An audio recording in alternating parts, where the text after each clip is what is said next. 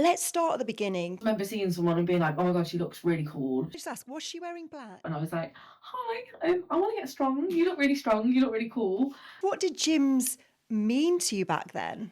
A scary place full of fit people who I don't want to join because I'm going to get really big and bulky. I used kind of eating disorders as a way to control everything else. So I didn't enjoy like what I look like. Like I've got anxiety. I like to call it bees in my brain. I couldn't run more than 200 meters without crying. So I don't want to feel like that again. With an eating disorder, I'm very aware that it's something that stays with you forever. Yet here you are, living proof that age is just a number and starting is exactly, the first stepping stone, isn't it? The second I do something in the gym, it's just silence. So I am the first one to strip off now and take all of my clothes off and I enjoy food now. I never used to enjoy food, and that trumps the little gremlin in my head that goes, hello. It then goes like this. I've been given like a new life really from like CrossFit. It's completely changed my life. It's stopped. Like, I am still here because of that, and it sounds so cliche. I hate saying it. I live for coaching. I love it. I love seeing people walk in and go, my God, like. Hello and welcome to today's episode of Bulletproof by Dr. Arm. Before we start today's episode, I want to make something very clear. Today's episode is not about fixing eating disorders. It's not about, creating a reason and a way of dealing with anxiety through exercise. It's not about prescribing exercise for anxiety. It is about finding the right environment, the right supportive environment to really facilitate being able to find your body again. I am joined by today's guest, Hannah. Hello, Hannah. How are you? Lovely to see you today. Now, essentially, 5 years ago, you walked in to the gym. You had a history of anxiety and disordered eating. Is that right? And I guess a deep fear of being seen, essentially. Yeah. A big fear of being seen. Fast forward now, and you're a CrossFit coach, you're a seasoned competitor, you're a role model, and you're really helping to shape how women and specifically young girls see themselves in terms of, their body and really seeing themselves and the strength they can have through what their bodies can do as opposed to what they look like. So let's start at the beginning. Can you tell me a little bit about what your relationship was like with your body before you kind of stepped into this gym environment? Not great. There wasn't really a relationship there, to be fair. I used kind of eating disorders as a way to control everything else. So I used to have really like lots of like mental health issues, like stuff going on in the background, and like food was more of my way of like controlling the environment I was in. And yeah, and that just made me not. I just didn't enjoy my body. I didn't enjoy like what I looked like. I didn't enjoy like my brain. And yeah, food was the thing that I used to control that. And it was very unhealthy. I used to like binge and then not eat for weeks, or I just not eat at all. And then yeah, no, it wasn't great. And what did gyms mean to you back then? They didn't exist to me back then. Like a gym for me wasn't something I even thought of. It wasn't something that I'd ever considered. It was a scary place full of fit people who can do things, and I had zero sport background. I'd not done anything, so yeah, no, they just didn't exist to me. That wasn't something I considered. Which I find incredible given how fantastic and amazing you've come or where you've come from. I mean, I would imagine there's a lot of, women sat there watching this thinking, well, I could never start. I'm not even fit. I've never done sport, or, the last time I did anything sporty or put a pair of trainers on was, when I was at school. But yet here you are living proof that age is just a number and starting is exactly, the first stepping stone, isn't it? Yeah. So what would you say had stopped you previously to, walking into a gym or a gym environment? Probably massively anxiety. Or I've always been an anxious person, and so like the idea of being perceived, even now, is like, so yeah, like just the idea of walking into somewhere that I don't know what's going to be there, like there being lots of people, like the environment, not knowing what I'm going to do. I like to be good at stuff, and if I'm not good at something instantly, I might not want to do it. So yeah, kind of all of that put together, and just not being good enough. Like it's just scary. So I guess it wasn't necessarily I guess the movement and the exercise necessarily. It was more the environment and how that may have made you felt if you weren't good or quite scared about being, like you say, being seen and not being good, I guess. Now let's sort of go back into those first couple of weeks and months when you first started going to the gym. You didn't start in classes, did you? You started with one-to-one. Why did that matter to you? I remember going on Instagram and seeing Heather, one of the coaches on CrossFit Evo page, and she looked very similar to me. So she was covered in tattoos. She looked like she was into similar music. Can I just ask, was she wearing black? She was wearing all black. Could you guess? Surprised me. And yeah, so I just remember seeing someone and being like, "Oh my god, she looks really cool. She looks incredibly strong, and like that's what I'd like to be like." So for me, it was like finding someone who, like, even though I didn't know her, like she looks like something like someone I'd get along with. There's like someone that we got. I just thought we'd get on, which felt really safe. So I messaged her. I was thinking exactly that, like that. The environment is so important. So feeling safe in that environment with somebody that you feel you can have a, shared experiences with. Relationship with. So that was really nice. And yeah, I reached out and I was like, "Hi, I want to get strong. You look really strong. You look really cool.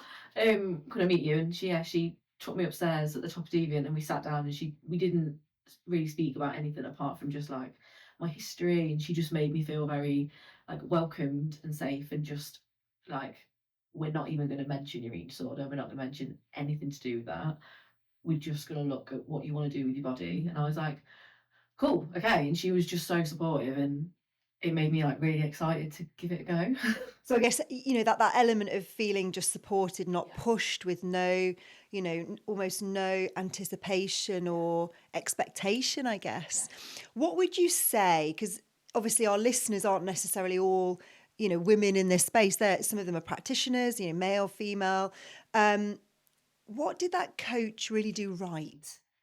God, she asked lots of questions, and she seemed like she genuinely cared, and she genuinely thought like, yeah, what is your goal, what do you want, and how can we get there? And didn't look at the negatives, didn't look at the things that could go wrong, didn't look at like my past. I was just like, okay, this is where you are, this is what you want to do, let's do it. And she was just so enthusiastic and just really supportive, and she was just safe, and just friendly and lovely, and like that's what worked for me. Like it was great. And I think that's something that some practitioners, coaches miss. It's that progress doesn't necessarily mean a linear, you're getting better, fitter, stronger immediately. It can just be that person is feeling safer in that environment, and that's a big thing, isn't it? Big.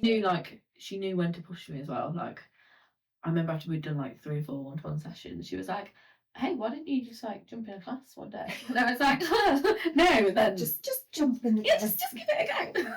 That sounds a little bit like the Fit for Life group. If I take them, I'm just like, there's a class going on downstairs. Should we just pop downstairs? Where there's a bigger, a bit more scary.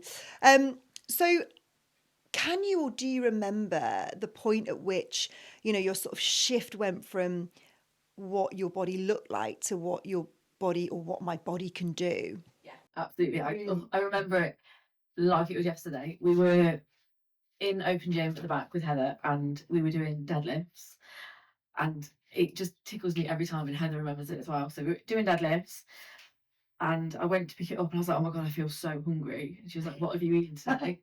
And I was like, "Oh, I've had a ham wrap." And she was like, "You're a fucking idiot." She's like, "No wonder you can't lift anything and you feel hungry, because all you've eaten is a fucking ham wrap." And I was like, "Huh, yes." And I remember distinctly like going home and being like, I don't want to feel like that again. I was so proud of what I was doing, and I was so like happy with the progress I was making. I was like, I don't just want to eat ham wrap and come and feel horrible. I want to eat food so I can come and see what my body can do.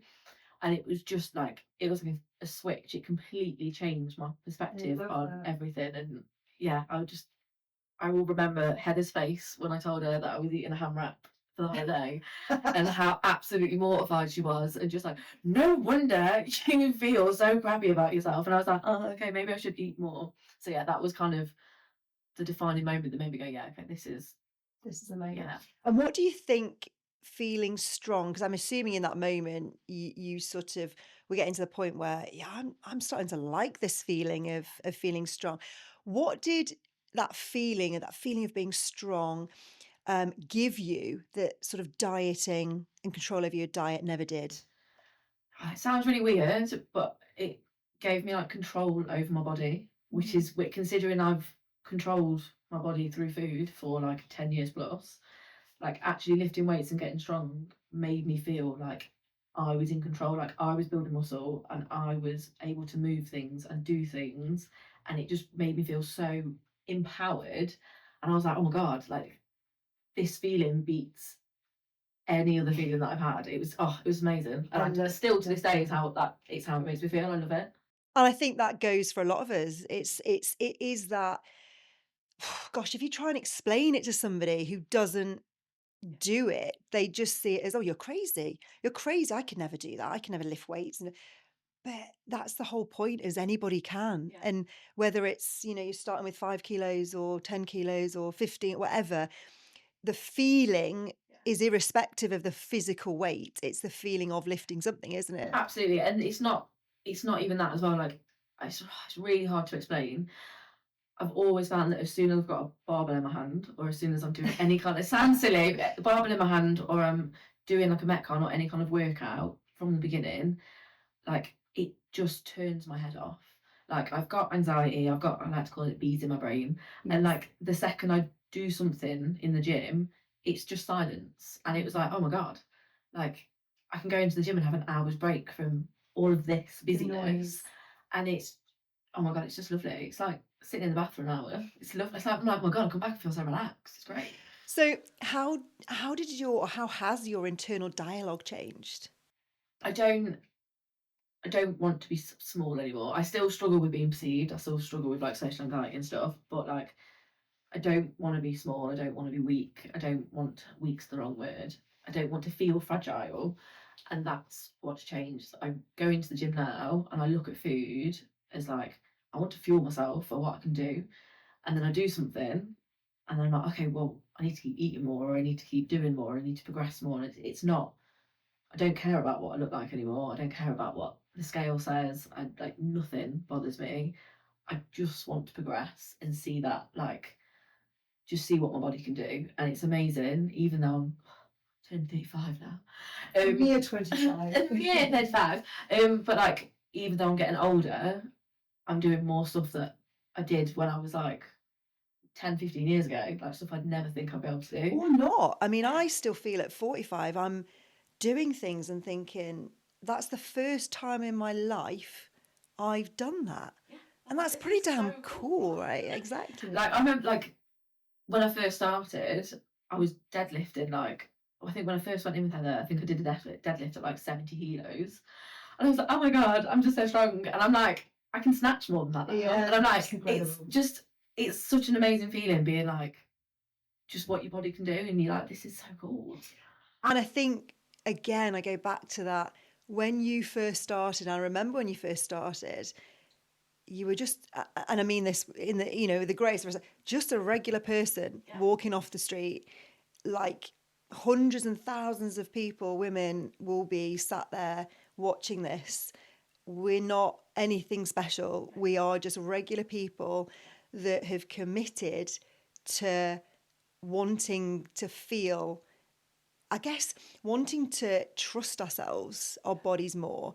And I think that's kind of what we mean by bulletproofing. It's, building trust from the inside out, of your own, and taking control of your own destiny as a woman, I guess. Absolutely. And like, Heather still jokes about it now. Like when I first started, I did pull-ups on 2 green bands. I couldn't do anything. I couldn't run more than 200 meters without crying. It was horrific.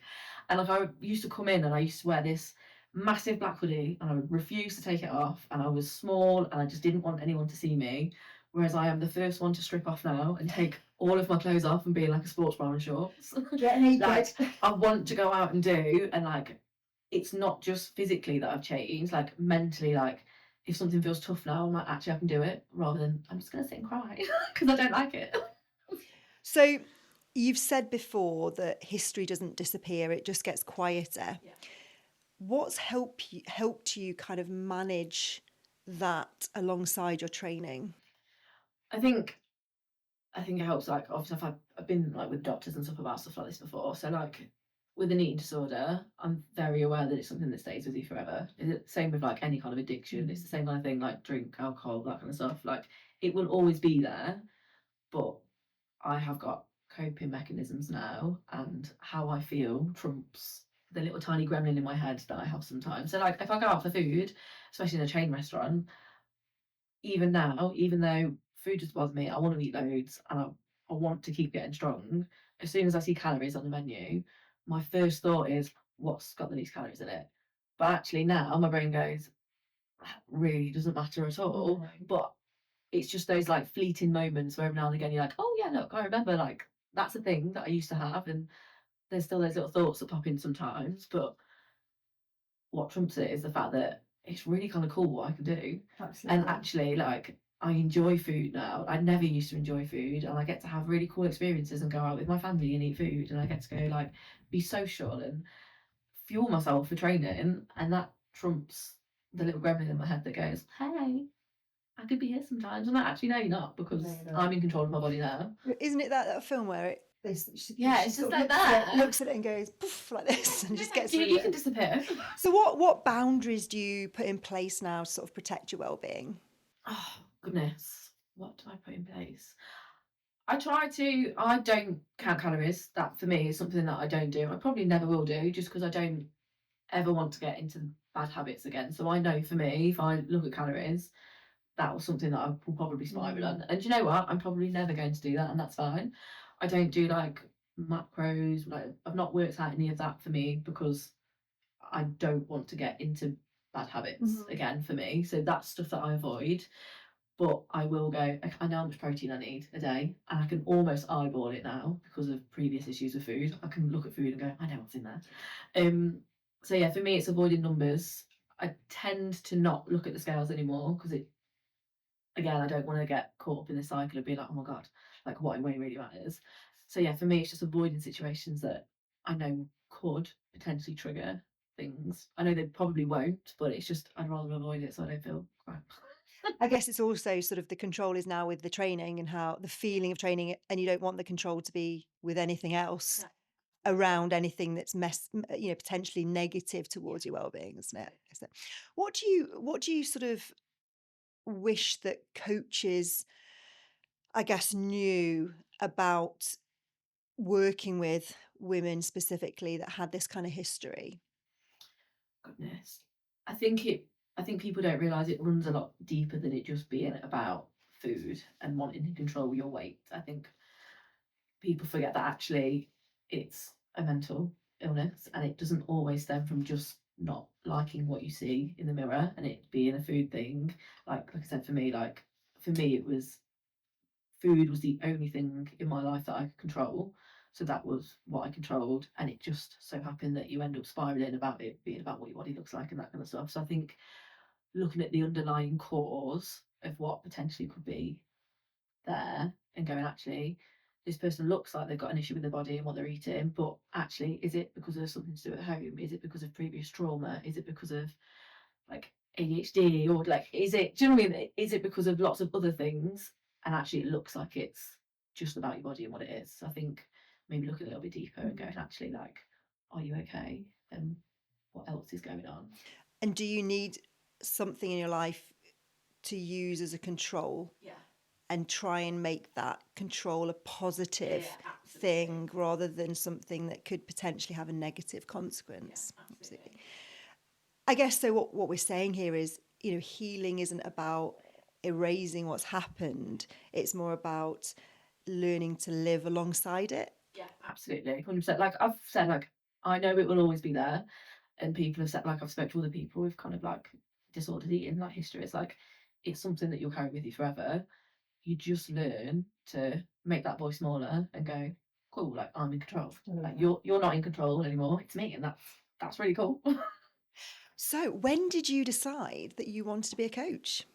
Oh goodness. So my two girls did CrossFit Kids for a little bit, and then I started helping out with CrossFit Kids classes, which was really fun, and I really enjoyed it. And then from the CrossFit Kids classes, I got asked to do some of the Fit for Life classes upstairs, which were really cool, and I absolutely adored doing that. And I just being able to support people on like any kind of fitness journey was really fun, and I felt like I was giving something back. Like I've been given like a new life really from like CrossFit. It's completely changed my life. It's stopped like I am still here because of that, and it sounds so cliche. I hate saying it, but I But am. it's important, and it's important for people to realise that having this change in internal dialogue isn't just about, oh, so now you go to the gym. Yeah. Oh, okay, that's cool. Well done, big tick. It's actually it's hugely life changing. Yeah. I've got a social life now. I've got a really nice group of friends. I've got like a space to go when I'm sad, when I'm happy, when like things are going like tough. Like it's not just about training, it's everything else that comes with it. And yeah, I think for me it was just I've always worked in kind of caring roles, so whether that be the hospital or like customer service, that kind of thing. And I think for me it was just going, oh my God, like I'm doing what I've done before, but I'm giving back to the community that's helped me. And when I realised that that's what I was doing, I was like, oh my God, this is what I want to do. Like I want to see people from whatever background they're from.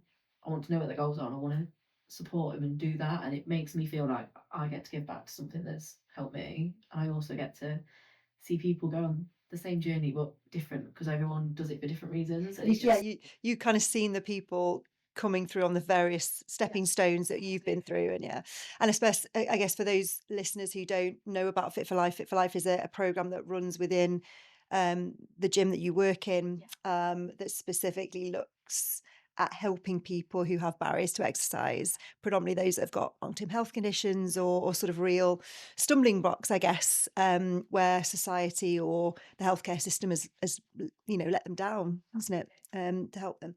So based on your your kind of background and history, what kind of coach do you want to be? goodness me.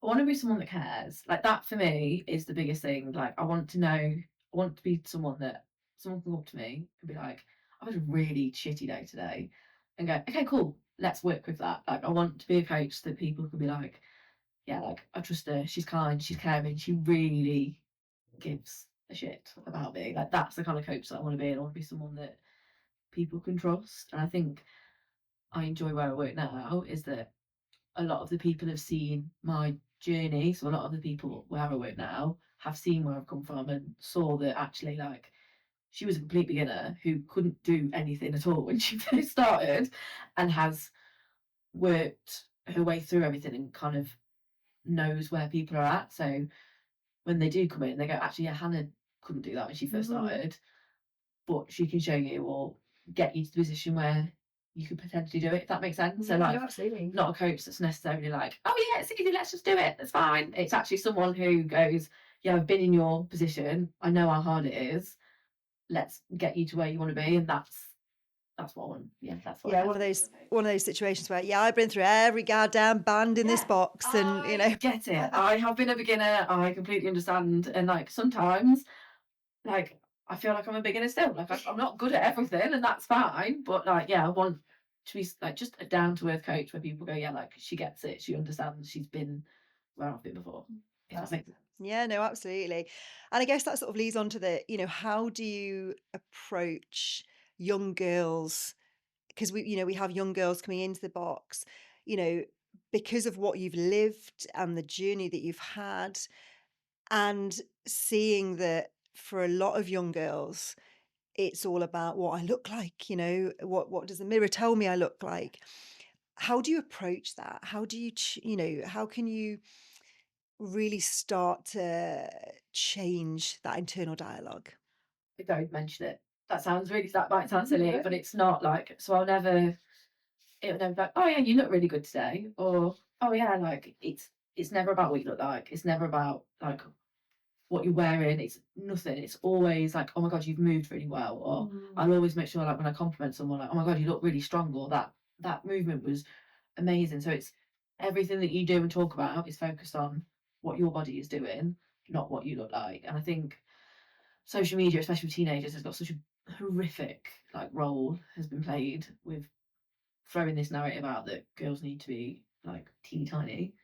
And actually, I think being in a gym full of just people that look so different, like different shapes and sizes everywhere, and being around these people and going, oh, look how this person's moving, like, how cool's that? Or look what this person's doing. Like, making that the focus as opposed to what you look like is hugely important. And I'll always do that. I do that with my two girls, and I will do that with any young girls that I kind of like come across. And I think this is how we change cultures, woman by woman, young girl by young girl, changing the narrative around what it is to be a woman and what it is to feel confident, safe, and entrusting in your own body, really, isn't it? That's what I did my dissertation on, about women being strong, like being strong and not fitting these silly little like generic social stereotypes of being like a teeny tiny little flower. Like, no. And I guess if a woman, young woman, woman of our age, older woman is sort of sat here listening to this conversation and they feel anxious about exercise or going to the gym, and they're trapped in this sort of body image and this sort of battle with their own body image, what would you want them to know? You're not going to get massive and bulky straight away. My sister was a nightmare for it. So me and my sister are completely opposite. She's like tall, slim, the girliest of girly girls. And she was like, I don't want to join because I'm going to get really big and bulky. And I was like, my God, please stop. And I was like, you won't get big and bulky. I was like, if only it happened that imagine, I want to get big and bulky really quick. I'm actively trying and I have not. But yeah, just be like, you're not actually going to get big and bulky really quick. You're not going to wake up one day and look like a man, whatever that means. Or it's like Arnold Schwarzenegger. Yeah, like that's not going to happen. Yeah, I know. But actually, what you're going to do is you're going to walk in, you're going to be in an environment full of incredibly supportive people, and you're going to go, oh my God, like I feel so powerful and so like empowered and energized. And then you'll realize what it makes you feel like and be like, why didn't I do this sooner? And it's just seeing people come in and do it. That is what I live for in coaching. I love it. I love seeing people walk in and go, my God, like this is amazing. So yeah. And how many times have you heard somebody say to you, oh my God, why didn't I do this a year ago or 2 years ago? So I was one of those people. So I look back on my Facebook memories a few months ago, and I think it's 9 years ago, I'd put a Facebook status up being like, has anyone tried CrossFit Deviant in Derby? Because I really want to give it a go. And I look back at that every year and I'm like, why did I not go 5 years 9 before? years ago. Yeah. Wow. And you started what, 5 years? Yeah. So I'm like, imagine what I'd be like if I started 4 years ago. If I spent 4 years further. That's scary. So yeah. But games. I mean, who knows? What would you want coaches and parents to know, to understand? Oh, about starting, I guess, because we've sort of said that obviously the reason that you came to the gym at that point was you'd seen somebody that looked like you, that you had you sort of felt that there was a similar that particular person that resonated with you, and I guess that was why when you first started, that support and just general ability to understand you was really important. So I guess, what do coaches need to understand and what do parents need to understand? I think no one, you can't force someone to do it until they're ready. I remember distinctly like not being ready at all, and it wasn't until I literally woke up one morning and I was a year relapse free. I was like, today's the day. I was like, it's been a year. I've not had a relapse for a year. I'm gonna go do something active and try and see what I can do. And I think, yeah, just knowing that people want to do it, people don't want to be trapped in this horrible cycle of eating disorders and body image issues. Just being really patient with people, being like, actually, just keep talking, just keep encouraging, just keep mentioning it. Be that person to hold a hand when they are ready. Like, yeah, that's what you need to be, just supportive and patient with someone, because you can try and force it, but until they're ready, it's not going to happen. Same with like drug and alcohol issues. Until someone goes, actually, no, like I am ready to make this change, all you can do is support someone. And then once they do decide, you got to like cling on to like put them in the net and be like, hey, come on, we're going to look after you. This is happening. So What yeah. about parents? Because I would imagine there's quite a lot of listeners that have got teenage girls, for example, and obviously you're a mum of a teenage girl. Um, what what do they need to understand? Because I have this conversation quite regularly, and mums are like, I just don't know what to do. I'm at the end of a tether. Like, can you not just PT them? You can't make teenagers do anything. Again, I think it's being patient and it's having open and honest discussions. So like I will talk to my daughter about food and I will never talk to my daughter about body image. If she doesn't finish her food, fine, she doesn't finish food, but make sure that like there's snacks and stuff available. But it's not like don't eat this food because it's bad for you. That's not a conversation we have in the house. It's just cool. We know what's in food. Let's make good choices. Like let's fuel our body. It's not we're eating this because we want to diet. We don't have diet talk in the house. And I've been very cautious, especially with my background, to not push that onto the girls. So like yeah, like just look out for like signs of it. Like if someone's like losing weight or if they don't seem happy or if they start wearing baggy clothes or if they're more quiet, like just open up space for conversations. Like, how is everything? Like, are you seeing stuff on social media? Or what are your friends doing? Like, is like just keep an eye out and just be honest and open about conversation. And I guess also, like I think you said it there, sort of have the conversations about why we eat certain foods to help us fuel, to help us carry out the day without feeling, essentially, why do we put certain petrol in the car or diesel in the car? Because it runs the car better. And it's the same sort of conversations to focus it around there rather than how much or how little. It's about just the good. Absolutely. And like, yes, there's like healthy food and unhealthy food, but it's food. So like it won't be like, oh, you're not eating this because it's not very healthy. Like, okay, if you want to eat that, that's fine. But how about if you eat that chocolate bar, let's have an apple later as well. Like a little bit of balance is never a bad thing. So yeah, I just think being open and honest, having some good conversations and just letting kids, not kids, but like making informed choices as like a family is really important.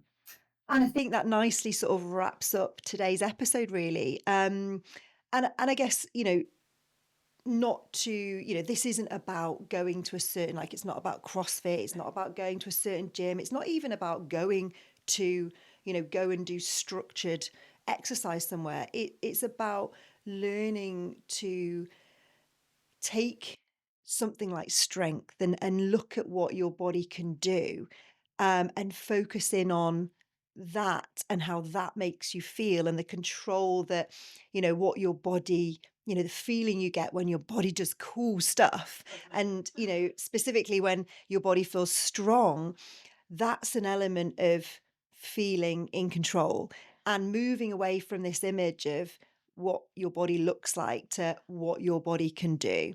And I think, this conversation is all about how this can happen when women are supported, in the right environment with the right people, when strength kind of replaces punishment, and also when progress comes from, not shrinking, feeling, what we are inside. And that essentially is bulletproofing, isn't it? Thank you so much, Hannah, for a wonderful conversation. I think a lot of people will be sat and taking a lot of real positives from that. And it's so lovely to be so, honest and open about the conversations that we've had and the journey that you've had, which again, I think a lot of people will resonate with. And just to say, this is the kind of conversation that we continue to have with support and resources on the Bulletproof Women's Academy. So please do follow us. And if any of this resonates with you, then please do give us a like, give us a follow. And we hope that we can continue helping and bulletproofing more women and young girls for the future. Thank you.